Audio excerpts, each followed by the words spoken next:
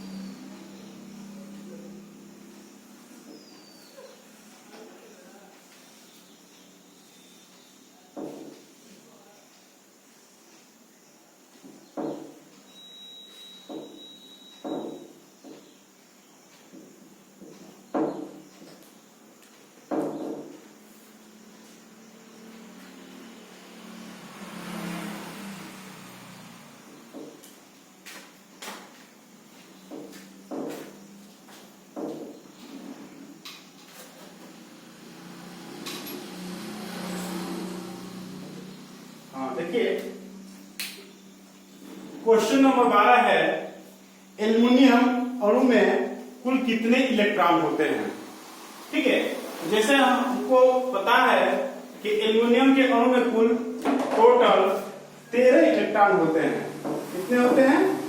13। यानी उसकी जो एटॉमिक नंबर होती है वो 13 होती है, उसी को हम बोलते हैं इलेक्ट्रॉन। अब बात आती है कि जब एल्युमिनियम के 13 इलेक्ट्रॉन हैं, ठीक है, एल्युमिनियम अणु में कुल 13 इलेक्ट्रॉन हैं, तो इसके बाहरी कोश में कुल कितने इलेक्ट्रॉन होंगे?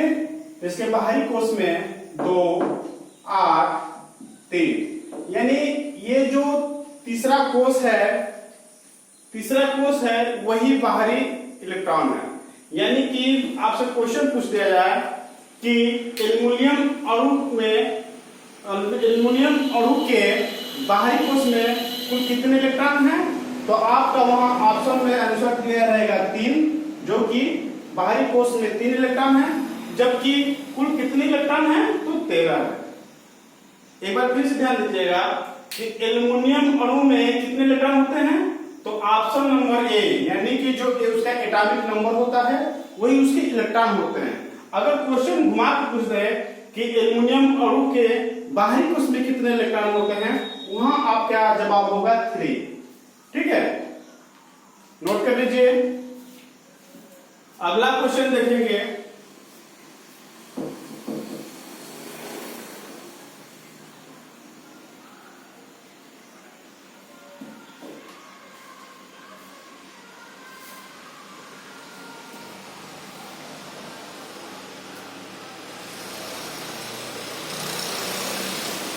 Question number 13।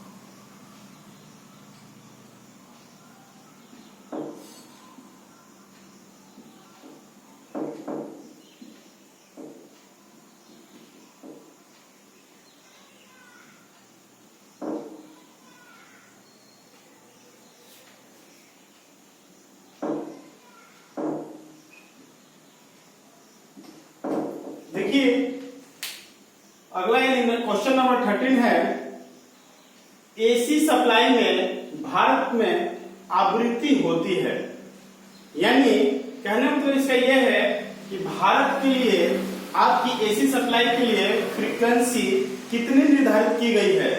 तो आपको याद रखना होगा कि भारत के लिए निर्धारित फ्रीक्वेंसी एसी के लिए 50 हर्ट्ज रखी गई है। कितनी रखी गई है? 50 हर्ट्ज रखी गई है। एक बार फिर से ध्यान दीजिए कि एसी सप्लाई में भारत में आवृत्ति होती है डैश डैश, ठीक है, डैश डैश आवृत्ति होती है। इसका मतलब क्वेश्चन का कहने का मतलब ये है कि जो हमारे भारत में जो एसी सप्लाई होती है उसकी फ्रीक्वेंसी कितनी निर्धारित की गई है, तो है 50 हर्ट्ज। ये एचजेड का मतलब होता है हर्ट्ज, ठीक है। नेक्स्ट क्वेश्चन देखते हैं, नोट कर लीजिएगा। जितने भी क्वेश्चन बताएंगे बच्चों सब एक से एक बढ़कर कोई इंपॉर्टेंट होगा।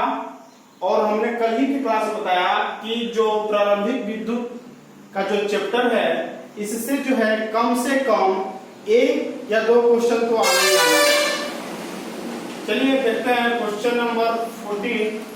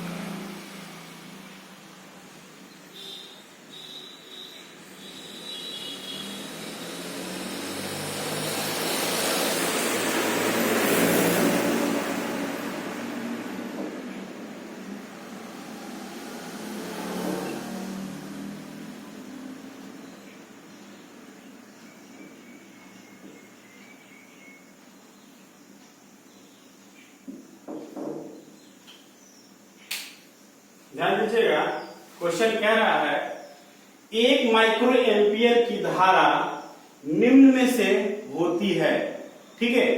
1 माइक्रो एम्पियर की धारा निम्न में से होती है। तो ध्यान दीजिएगा, हमने दूसरा क्लास में हमने आपको टेबल बताया जिसमें फिजिक्स का था। उस टेबल में हमने आपको बताया था micro, angstrom, nano, Deka, hecto, ठीक है। उस टेबल में हमने बताया था आपको कि 1 माइक्रो इक्वल टू 10⁻⁻⁶ होता है। ये हमने आपको नोट डाउन कराया हुआ था। आप ध्यान दीजिएगा, पीछे की क्लास में देखिएगा, साफ साफ वहां दिखाए हैं कि 1 माइक्रो यानी 1 माइक्रोन में 10⁻⁶ होता है। बस सेम वही चीज है, यानी कह रहा है कि 1 माइक्रो एम्पियर यानी 1 माइक्रो एम्पियर की धारा निम्न से कौन सी होती है? तो 1 माइक्रो एम्पियर की धारा निम्न से क्या होती है? 10⁻⁶ 10⁻⁶ एम्पियर, ठीक। ये चौथा ऑप्शन नन ऑफ दिस का मतलब ये होता है कि इनमें से कोई नहीं। कहने का मतलब ये है कि अगर ऑप्शन इसमें मैच नहीं करता होगा तो आपको चौथे ऑप्शन पे जाना होगा। अगर चौथा ऑप्शन के बारे में आपको नहीं पता है तो बता दे रहे हैं, नन ऑफ दिस का मतलब होता है इनमें से कोई नहीं, ठीक है। नेक्स्ट क्वेश्चन देखेंगे।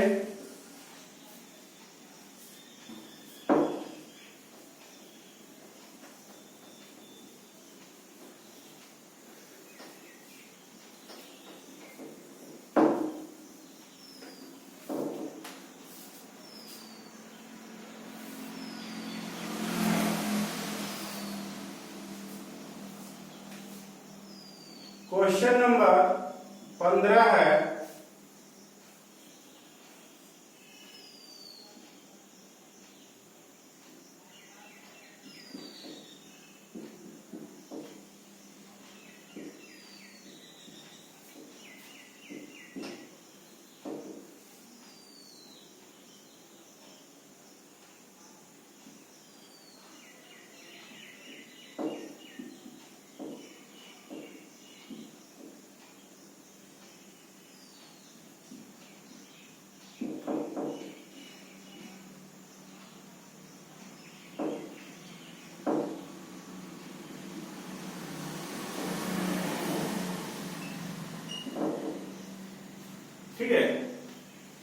अगला क्वेश्चन है करंट की इकाई है, यानी वोल्टेज है।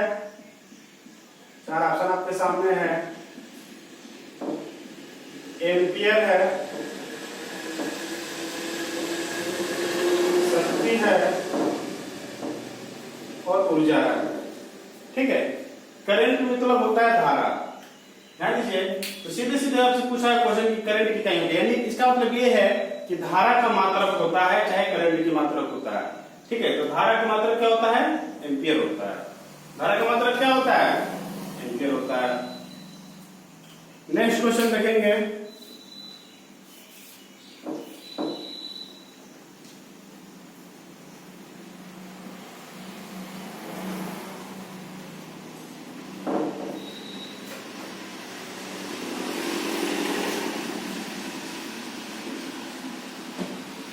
क्वेश्चन नंबर 16 है,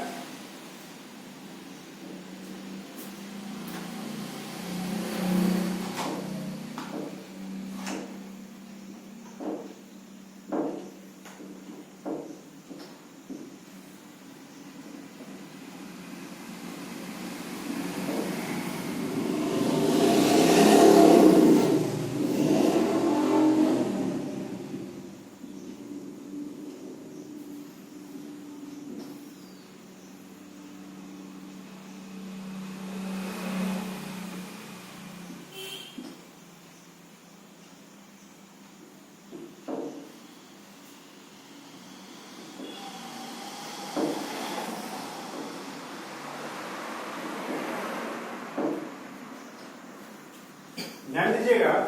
क्वेश्चन नंबर 16 है, शक्ति की इकाई होती है, कहने मतलब ये है कि पावर का मात्रक क्या होता है। तो पावर का मात्रक होता है, देखिए पावर का मात्रक यानी शक्ति का मात्रक होता है वाट। यहाँ पे आप भरिएगा नहीं, आपको याद है, जैसा कि आपको पता है कि आप लोगों को पता होगा कि जो पावर की यूनिट होती है W/मीटर, यानी P = W/मीटर होता है। यानी W का मात्रक यानी कार्य का मात्रक हो जाएगा जूल और T यानी कि समय का मात्रक हो जाएगा सेकेंड। यानी हम इसको लिख सकते हैं जूल प्रति सेकेंड, ये भी आपको पता होगा। और दूसरा इसका जो है आपको पता होगा कि इसका यूनिट वाट भी होता है। तो ठीक है, यहाँ पे जो किलोवाट है वो वाट से बड़ा यूनिट में दिया हुआ है, इसलिए यहाँ पे इसका यूनिट क्या हो जाएगा? किलोवाट हो जाएगा। ठीक है।